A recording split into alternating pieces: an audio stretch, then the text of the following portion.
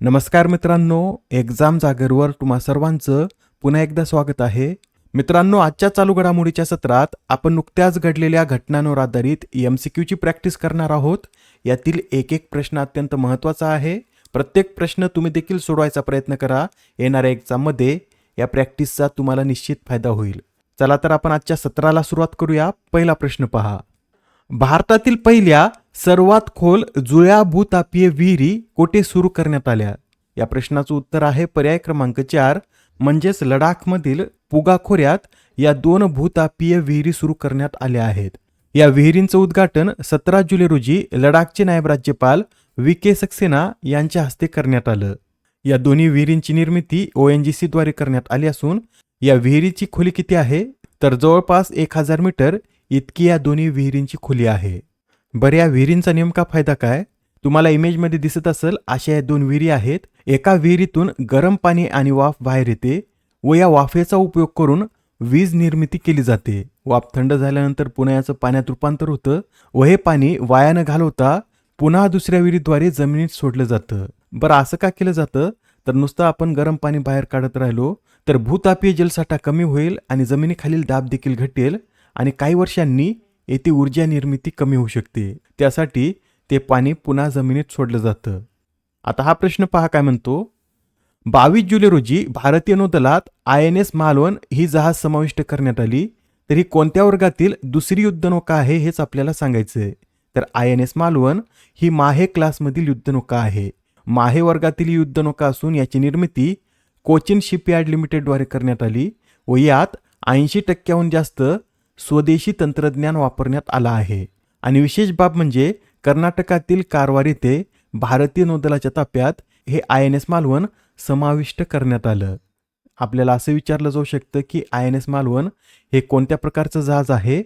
तर हे एक पाणबुडी विरोधी जहाज आहे. लक्षात ठेवा, हे एक पाणबुडी विरोधी जहाज आहे व या जहाजाची लांबी 80 मीटर तर वजन सुमारे 1100 टन इतका आहे व या जहाजाला महाराष्ट्रातील मालवण किनारपट्टीच्या नावावरून हे मालवण नाव देण्यात आलं आहे. बरं, तुम्हाला आता कमेंटमध्ये सांगायचं आहे की मालवण किनारा हा महाराष्ट्रातील कोणत्या जिल्ह्यात स्थित आहे. ठीक आहे. आणि या जहाजाचं एक प्रमुख वैशिष्ट्य सुद्धा नोट करून घ्या. या युद्धनौकेच्या अधिकृत मानचिन्हावर आपल्या छत्रपती शिवाजी महाराजांच्या ऐतिहासिक वाघनखांचा समावेश करण्यात आला आहे. Next question.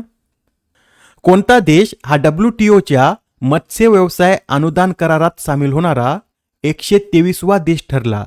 तर आता WTOच्या मत्स्य व्यवसाय अनुदान करारात सामील होणारा आपला भारत एकूण 123वा देश ठरला आहे. भारताने 20 जुलै रोजी जिनेव्हा येथे या कराराच्या स्वीकृतीचे अधिकृत दस्तावेज WTOच्या महासंचालकाकडे सुपूर्द केले व यासह आता भारत असा करणारा 123वा देश ठरला आहे. हा करार बेकायदेशीर, अनियंत्रित आणि न नोंदवलेल्या मासेमारीला मिळणाऱ्या हानिकारक सरकारी अनुदानावर बंदी घालतो व हा करार जून 2022 मध्येच करण्यात आला होता आणि याची अंमलबजावणी कधीपासून सुरू झाली? तर 15 सप्टेंबर 2025 पासून या कराराची अधिकृतपणे अंमलबजावणी सुरू झाली होती व भारत आता जुलै 2026 मध्ये या करारात सामील झाला. मित्रांनो, आपला भारत या मत्स्य व्यवसाय अनुदान करारात जरी सामील झाला असला तरी यात भारताने अपवाद म्हणून मत्स्यशेती व आंतरदेशीय मत्स्यपालनाला स्पष्टपणे वगळलं आहे. हा एक महत्त्वाचा पॉईंट ठरतो. लक्षात ठेवा, भारताने यातून मत्स्यशेती व आंतरदेशीय मत्स्यपालनाला वगळलेला आहे. आता हा प्रश्न पहा. 8 प्रमुख उद्योगांच्या निर्देशांकांचे नवीन आधारभूत वर्ष कोणतं आहे? तर आता जुलैपासून उद्योजकांच्या संयुक्त निर्देशांकासाठी 2022-23 हे नवीन आधारभूत वर्ष लागू करण्यात आलं आहे. याआधी आधारभूत वर्ष काय होतं? तर याआधी यासाठी 2011-12 हे आधारभूत वर्ष होतं, पण आता यात बदल करून 2022-23 हे नवीन आधारभूत वर्ष लागू करण्यात आलं आहे व या निर्णयाबरोबरच आता या 8 प्रमुख उद्योगांमध्ये 9वा उद्योग सुद्धा जोडण्यात आला आहे. यात सामील करण्यात आलेला 9वा उद्योग कोणता? तर लोह खनिज या उद्योगाचा नुकताच यात समावेश करण्यात आला. आता हे उद्योग 8 वरून 9 झाले आहेत. अत्यंत महत्त्वाचा पॉईंट आहे.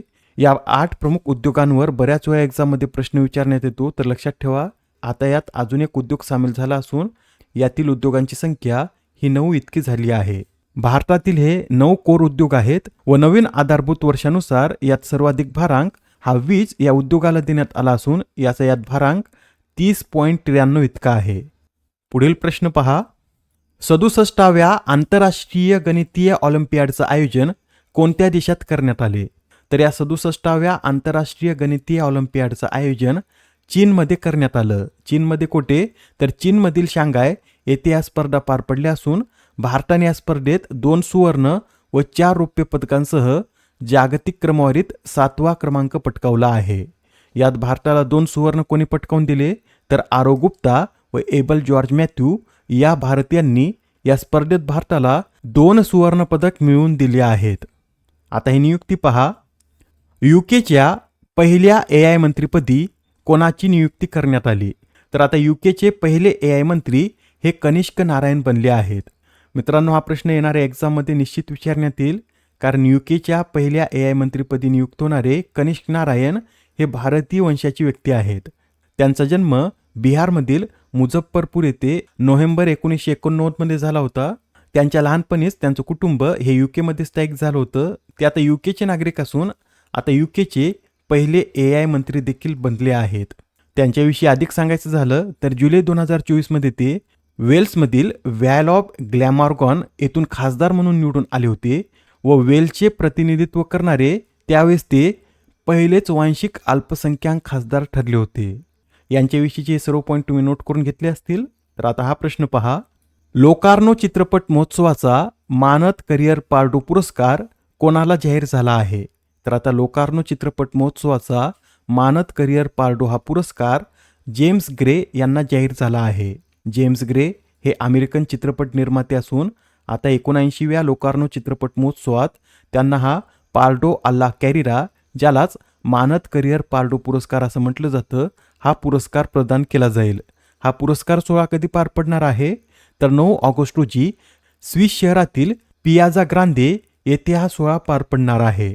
मित्रांनो, लोकार्नो चित्रपट महोत्सव हा दक्षिण स्वित्झर्लंडमधील लोकार्नो या शहरात आयोजित केला जाणारा एक वार्षिक आंतरराष्ट्रीय चित्रपट महोत्सव आहे.